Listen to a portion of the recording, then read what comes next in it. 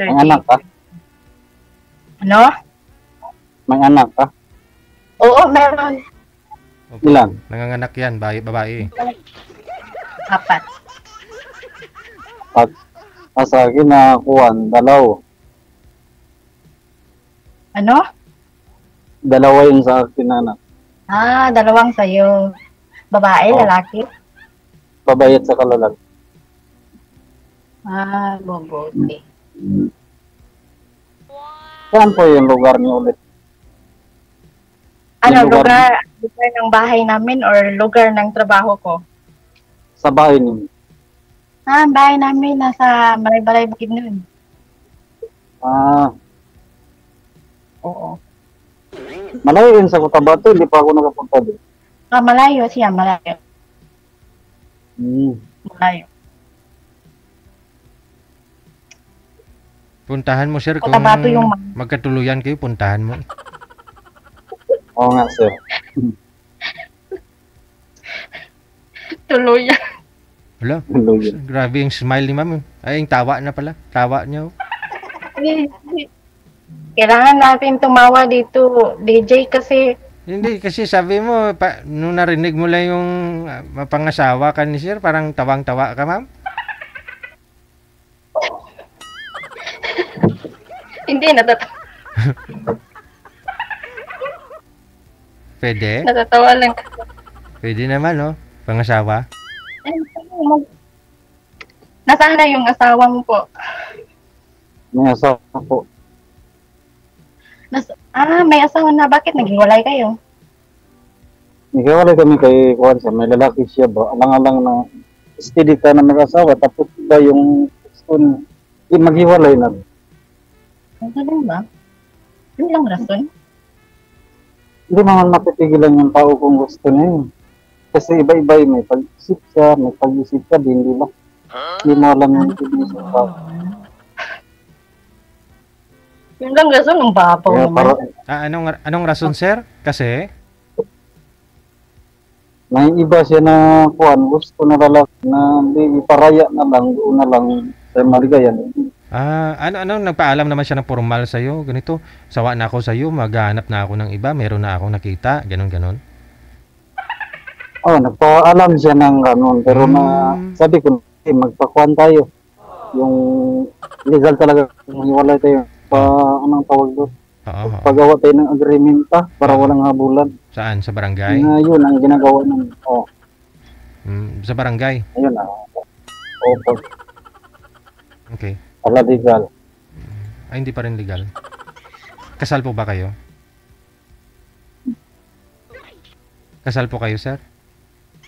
Hindi, Ayun pala, ma'am. Wala kang problema. Yan, kapag hindi makasagot agad, DJ.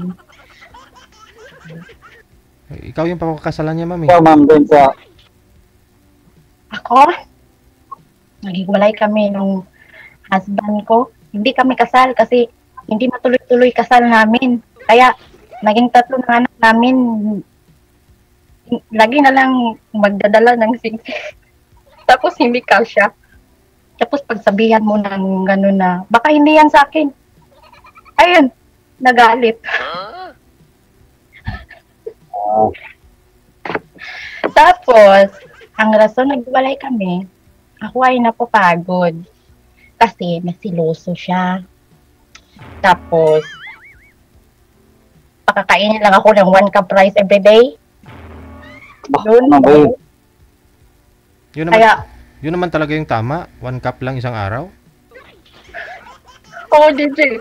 Ayun niya, tataba ko eh. Kasi sabi niya, yung mga Pilipino daw, marami na, lagi na daw kain ng rice. Kaya 1 cup rice lang daw pakain niya sa akin para hindi daw ako tumaba. Para sexy. Ang pangit ko nun. Ang pangit ko nun, DJ. Ako nga ngayon, no rice na ako eh. Isang buwan na akong walang rice na naman, oh. Ganyan naman talaga sila eh. Oh, di baling pangit. Basta importante, walang sakit, ma'am. Yun ang importante. Hindi, parang akong skeleton, DJ. Ayoko. Parang akong skeleton noon. Bumawi ka naman sa ibang pagkain eh. Mga protein, mga fiber, ano dyan, mga gulay, ganun. Biglang puro kanin. Gusto mo kasi unlimited. Ako lang, DJ. Kasi hindi naman ako sa decision ko eh. Oo. Kahit Kaya pala naghiwalay kami. Oo. Alam ko naman nga love niya ako doon, pero kailangan kong hiwalayan siya kasi 3 ng anak namin, tapos hindi pa kami nagpakasal. Lagi na lang siya nagpa-promise, tapos siluso talaga siya. Lagi siya nang-away sa akin. Mm. Nang-away siya sa akin lagi. Sasabihin niya, boyfriend ako, wala naman. Maganda ka kasi kaya nagsiselos eh. Kaya nga po pinapadayet ka 1 cup rice lang sa isang araw. Kasi para pag skeleton ka na wala nang magkagusto sa iyo. Oh. Balat mo niya. Baka nakita may ginawa po ba kayong dapat niya pagsilosan, ma'am? Wala naman. Wala. Ako dapat mag-zero sa kanya eh kapag katawag yung mga babae niya doon sa Thailand. Wow. Yung mga babae niya sa Thailand, tumatakbo agad siya sa labas. Parang binabaliktad niya eh. Bala. Yun. Sabi niya, walay daw kami, hindi daw siya mag-support sa mga bata eh. Kaya talaga sabi ko, hindi naman ako disabled, hindi magtrabaho ako. Sabi ko sa kanya. Yun lang, baby. Ayun, sir. Ang ayaw lang daw ni girl ngayon yung nagsiselos. Tapos pakainin daw siya ng maraming kanin. Ako naman, hindi ko naman. Maraming kami 3 times a day. Yun lang, sapat na. Yung 1 cup rice, pakainin kay sa isang araw. Tapos may baby ka pang dumididi sa'yo. Hindi, ang gutom-gutom mo. Bibigyan kaya yung rice na cup. May baby pang dumididi, tapos may tatay pang dumididi.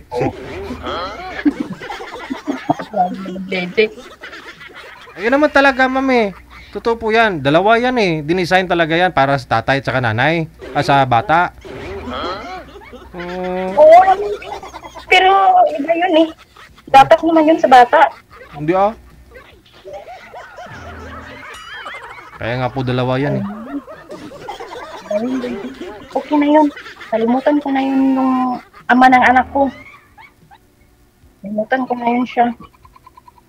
Ay, nakamove on na pala, sir. Pwede nang... Ang importante ay happy ako.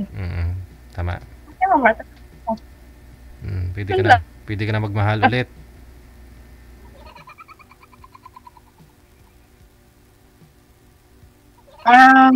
Ewan ko, sinabi ko nga eh, yung gusto ng mga yun. Gusto ng mga anak ko, okay. Pero kung hindi nila gusto, hindi. Try ko lang sumali dito eh, baka makita ko dito. Yung hinahanap ko. Yung kahit may anak kami, kahit 4 yung anak ko, pero hindi kami kasal nun. Yung iba DJ, madami akong nakachat, yung iba, sinasabi nila na single sila, tapos yun pala, may asawa. Experience ko na po yun. Yung magchat-chat. Baka single sa ano, ma'am eh, sa mga documents niya, baka sa passport, single, ganun. Single kasi hindi nila kasama yung asawa nila. Yun ang sinasabi nila. Tapos sa pagsasabihin ko na, pakita mo nga yung ID mo. Nakalagay. Yun. Diba kapag may tatanungin ka, sasabihin na, married or single? Tapos, tagal makasagot, yan, magduda ka na. Totoo naman yan, di ba? Ito yun. Ewan ko, ambak sa langaw. Mag-iisip pa kung anong isagot nila, single ba or married. Yung mga iba na ganun, hindi man lahat ng tao na para-para, iba-iba yung tao. Babae na tao. Mayroon na mga ganun na. Ilapit mo nga po yung mic mo, sir. Ilapit mo sa bibig. Sabit mo yung cord sa tainga mo para malakas ang boses mo. Pero yung tao, iba-iba. Lalaki man o babae na meron rin gano'n. Magsabi ng hindi totoo. Oo, pero pag tatanungin ka, agad. Kasi kung Sir, agad. saglit lang ho, sir. Huwag mong hihipan yung ano, sir, yung mic mo, sir. Bitawan mo na lang, sir. Bitawan.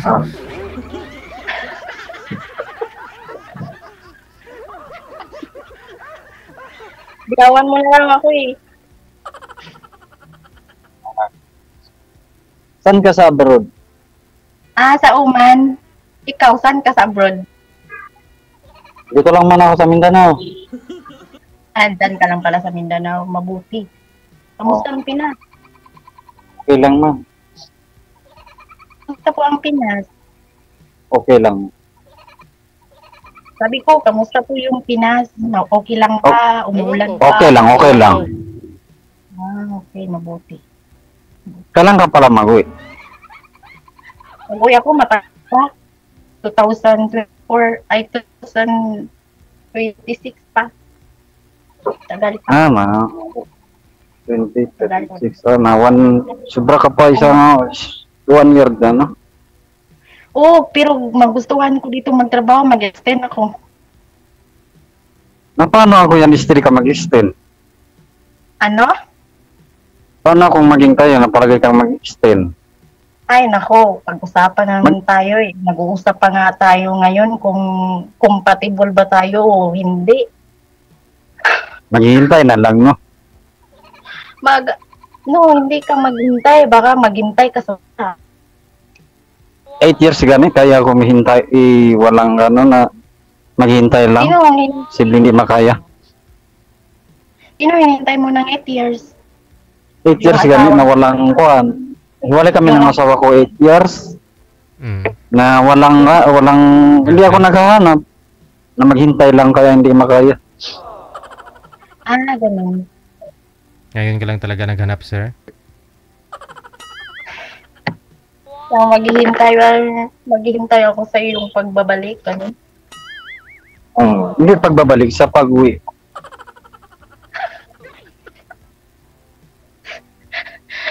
Sa pag-uwi. Eh, siyempre na sa abroad ka, mag-uwi ka na, maghihintay ako. Oo, pero pag gustuhan dito, hindi mag-extend, di ba? Pag kailangan pa magtrabaho. Yan man ang importante natin. Hirap sa Pinas eh. Hirap ngayon sa Pinas. Mainit, di ba? Mahirap maghanap ng trabaho doon. Mahirap eh. Mahirap. Maliit yung kuhan. Sahod. Malaki yung mga bilihin ko. Kung malaki ang sahod lang naman, nandyan lang sa government, di ba? Yung mga malaking sahod, yung mga soldier, yung mga, di ba, sa government sila. Sila lang malaking sahod, pero yung outside, ang panilang eh. Naglalag po kayo, ma'am. Wala po kayong signal. Hindi po namin maintindihan, ma'am. Mahina po signal mo. Yan. Tama. Oo, nasa government, malaki sahod. Tapos nasa London sila palagi. Loan dito, loan doon.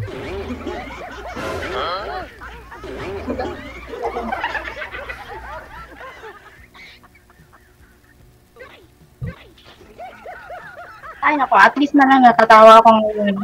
Yan man ang maganda, yung palaging masaya. Oo naman, magantay.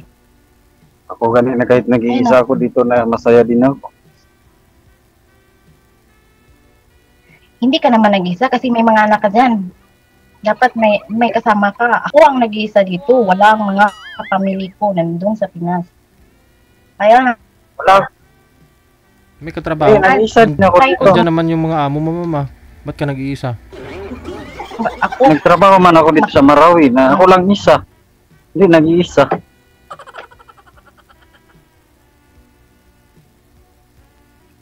Wala na, nagngangan si ma'am, mahina signal. Putol-putol ka. Kayo po ang napuputol ma'am, mahina po signal ninyo. Gapilit po kayo ma'am. Gapilit. Nagalit din.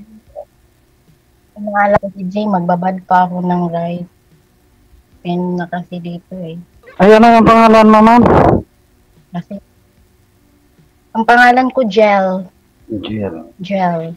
Mga apelido mo? Yeah, Gel. Ortiz. Gel Ortiz. Baka mag-anak tayo. Paano tayo magkaanak na... diba?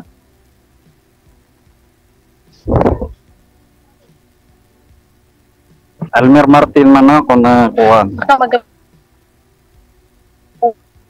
Wala na, sinabi na nila yung mga pangalan nila. Lulumoy. Sila nakikinig sa briefing ni manager sa kanila. Hindi sila nagbabasa ng rules natin. Binanggit na lahat ng pangalan.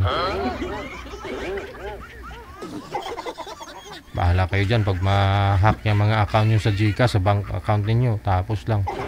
Wala kaming kasalanan ha.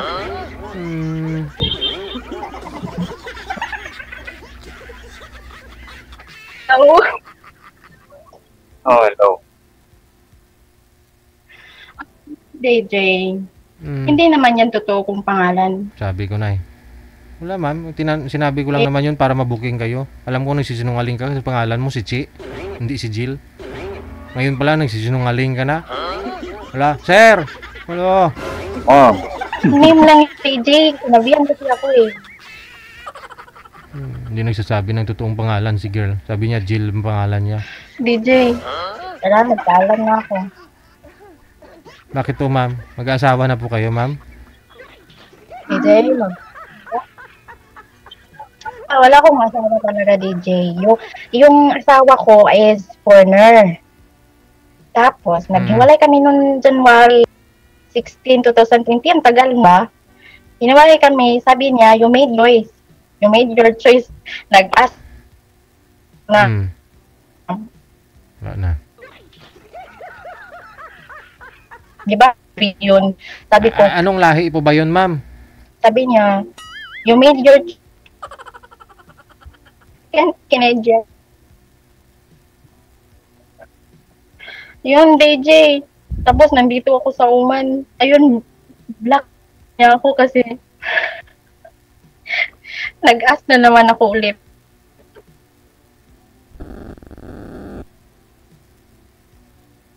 Ano daw sir? Your child, ala. you sabi ko, okay. Yun lang ang sabi ko. Ayun. Ano pa mapala ko di ba? Hindi ko pipilitin. Yun. Ma'am, wala po kaming naintindihan ma'am. Mahina po signal mo. Ikaw lang ho yung nakakarinig at nakakaintindi ng sinasabi niyo po kasi chapi-chapi. DJ, Po. nagpaalam na ako, DJ, kasi babalik na ako sa trabaho. Saan ka pong bansa pupunta ma'am? Kasi nagantay ako, DJ, 8:30. Yan ang sabi doon eh. Oh. Nagantay ako 8:30. Gumising ako ng maaga, 4:37. Tapos natapos ako ng 7:57. Nagantay ako, DJ. Yun pala, 9:30. O sige, i-off cam ko na po kayo ha. Sir, yun na lang. Connected naman na po kayo sa isa't isa. Patunayan mo sir na kakaiba ka sa ibang mga lalaki. Yung sinasabi kasi ni girl, sabi niya, lahat daw ng mga nanliligaw sa kanya may mga asawa eh. Patunayan mo sir. Alam niyo, DJ. Sige. Balik na ako yung trabaho. Oh, sige. Magbabalik Bye-bye. ako. Bye. Jill.